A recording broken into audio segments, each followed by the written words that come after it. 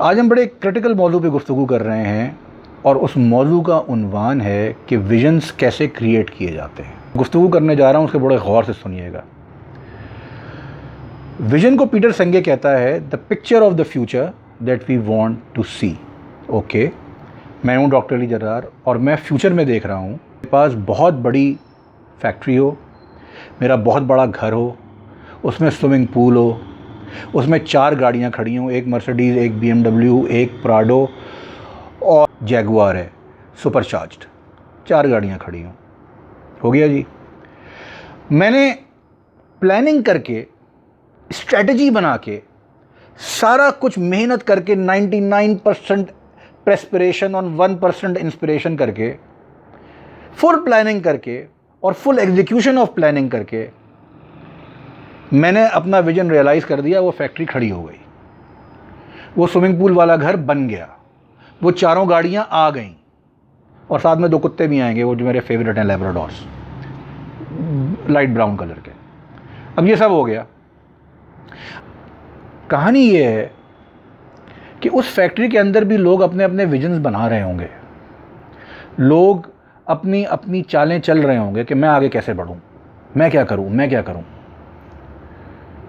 मगर उनके विजन्स कामयाब नहीं होंगे। क्यों?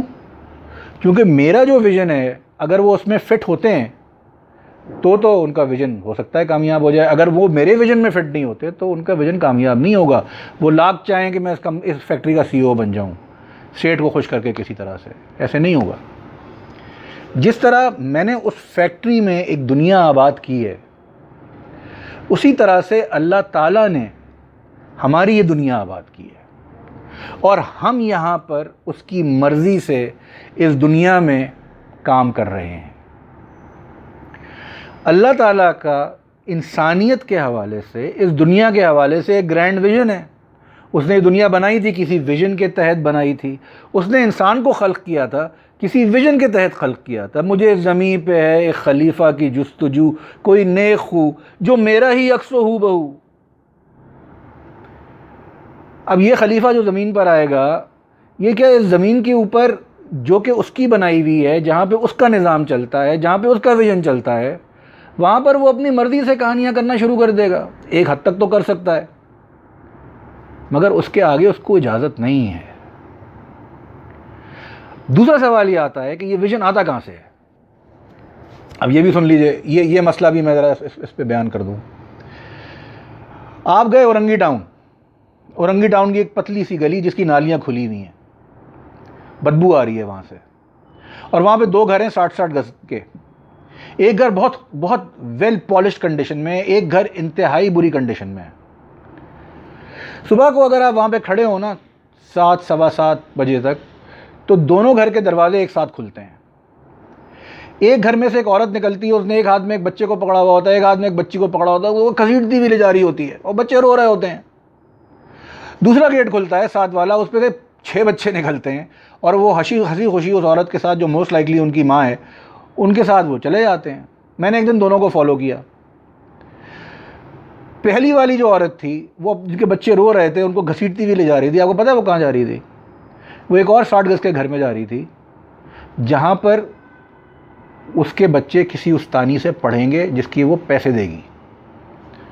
और जो दूसरा गेट था, उसमें से जो औरत निकल के जा रही थी हंसी खुशी 6 बच्चों के साथ, वो आ रही थी डिफेंस मार्केट फ़ेज़ 2 जो कराची में है, और यहाँ पर वो उन बच्चों से भीख मंगवाएगी और ख़ुद भी भीख मांगेगी।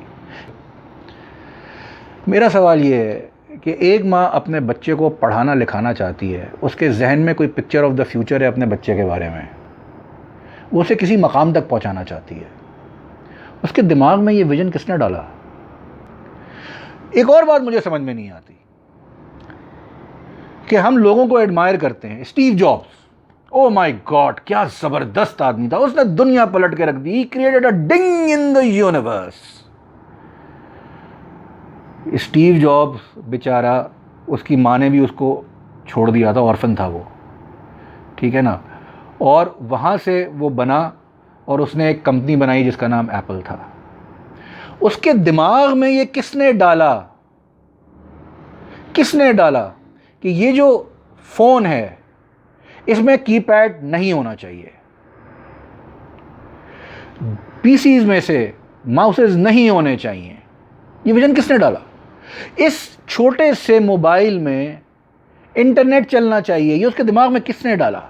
कौन डालता है? ये किसकी दुनिया बदल रहा था? वो अपनी दुनिया बदल रहा था या आपकी हमारी दुनिया बदल रहा था? किसकी दुनिया बदल रहा था? वो किसी की तो दुनिया बदल रहा था ना। और फिर मेरा एक सवाल है, अगर आप देखें तो वो तो बेचारा गरीब आदमी था, पता नहीं जिस तरह से भी बना, जो भी उसकी स्ट्रगल है वो आप पढ़िएगा, बड़ी किताबें आई हैं उसके ऊपर। उसके लिए जो लोग काम करते हैं उससे ज़्यादा क्वालिफाइड हैं, बला के ज़हीन लोग हैं, वो लोअर हाईक्यू के लोग नहीं हैं। स्टीव जॉब्स ने जब एप्पल स्टार्ट की थी और वो इतनी एक्सपोनेंशियली ग्रो हुई है, उसके पास क्या टूल्स थे, क्या सॉफ्टवेयर थे काम करने के लिए।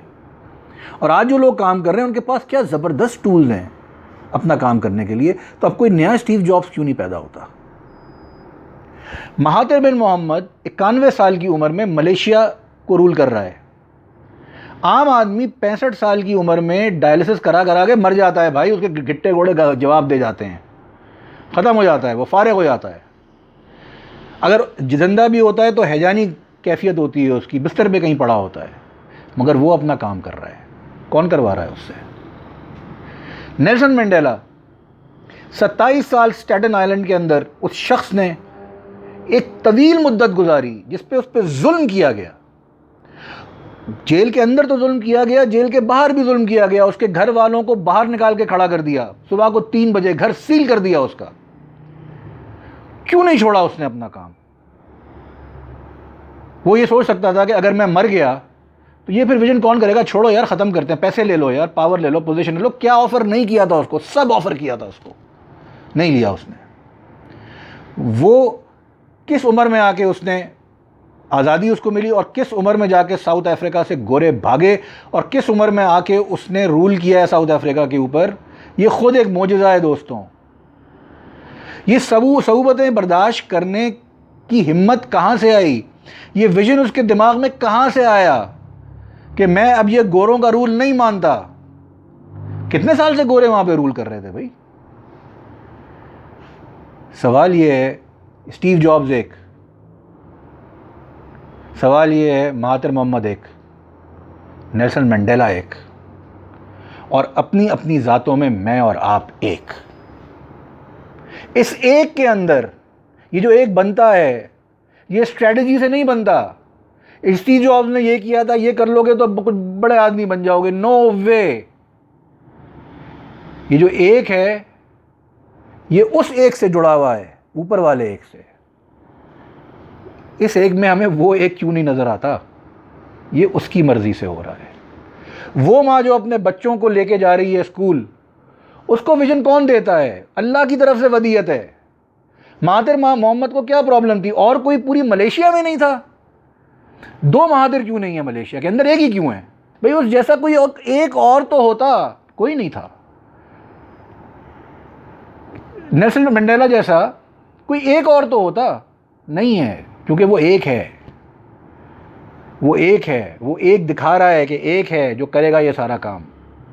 इस एक में उस एक को ढूंढने की कोशिश करेंगे तो फिर समझ में आएगा कि ये विजन वगैरह क्या होता है। ये दुनिया का विजन है, रब्बे कायनात का, जिसने कायनात को बनाया, जो इसको चलाता है। आप सब उसके विजन का हिस्सा हैं। तो कोई काम किसी मकसद के बगैर नहीं करता, कोई काम नहीं करता। उसकी कायनात में मकसद है और इतने प्रिसिशन से चल रही है ये कायनात। ये आंख की पुतली जिससे मैं आपको देख रहा हूं, इसके अंदर एक छोटा सा सेल है। उस सेल को कभी माइक्रोस्कोप के नीचे देखें, हमारे होश उड़ जाएंगे कि इसमें कितने प्रिसिशन से चीज़ें इस सेल के अंदर दाखिल हो रही हैं और बाहर निकल रही हैं। कौन डालता है, बाहर निकालता है, कौन करता है ये? उसको ये कहाँ से समझ आती है कि मुझे ये काम करना है?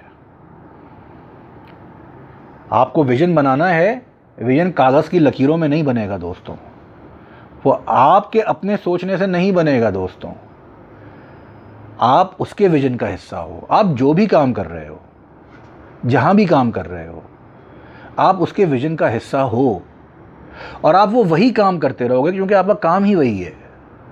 हाँ, अगर आप उससे कुछ ज़्यादा करना चाहते हो, अगर आप उससे कुछ ज़्यादा करना चाहते हो तो ताख़ आते हैं, इनमें दुआ मांगो अल्लाह ताला से कि ऊपर वाले मैं जो चाहता हूँ मुझे अता कर दे, और जो तू मुझे अता कर रहा है उसको अपने विजन में कहीं एडजस्ट कर ले तो मुझे मिलेगा। अगर वो उस विजन में एडजस्टेड नहीं है तो वो आपको नहीं मिलेगा। और सबसे अच्छी दुआ क्या हो सकती है कि ऊपर वाले मुझे कुछ ऐसा विजन अता कर दे, वदीयत कर दे, दुनिया भी कमाल कर दे, मेरी आखिरत भी कमाल कर दे। अस्सलामु अलैकुम व रहमतुल्लाहि व बरकातुहू।